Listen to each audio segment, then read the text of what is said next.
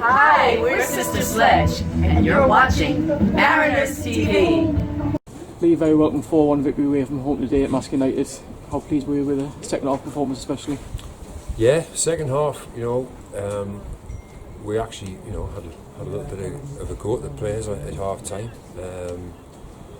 We just felt there was a lot more to come from us, and there has been a lot more to come for us, when you take into account the game on Wednesday as well. And I think the response we got from a number of the players in the second half was excellent.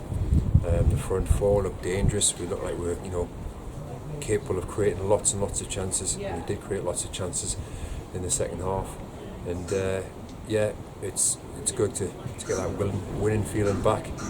And we move on to the last 3 weeks of pre-season with lots of positives. The first half seemed to end with a bit of a lull in the game. The last 10 minutes or so, not a lot was happening. What was the sort of message that you were giving to the players at half time? Well, we want to win the game. I know it's a pre-season friendly, but again, up until today, we'd only won one of the 3 games that we played so far, and it's important that we learn how to manage games, going into the start of the season. And I thought we needed to show, on an individual level, we needed to show just a little bit more belief in ourselves, a bit more quality, looking after the ball better, and the front lines certainly showed a lot more of that in the second half.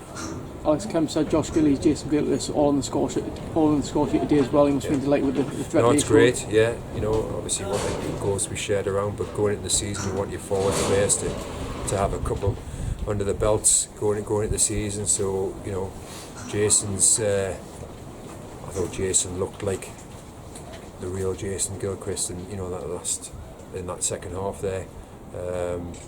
And Alex has scored 2 great finishes with his left foot.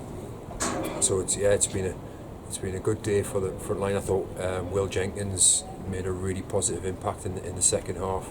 So again, lots of positives to take.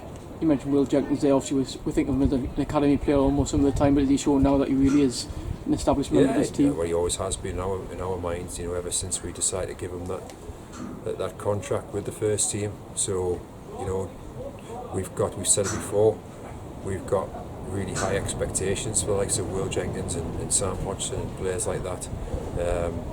So when they produce, when Will produces a performance like that in the second half, it's not a surprise for us.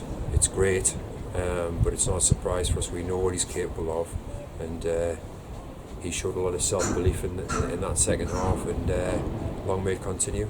Of course, there's still a few players that fit back into the side, the likes of Darius Asai, Phil Turnbull, John Shaw. Yeah. Encouraging to get those back as well. Yeah, Lee Mason as well. It's it really is exciting.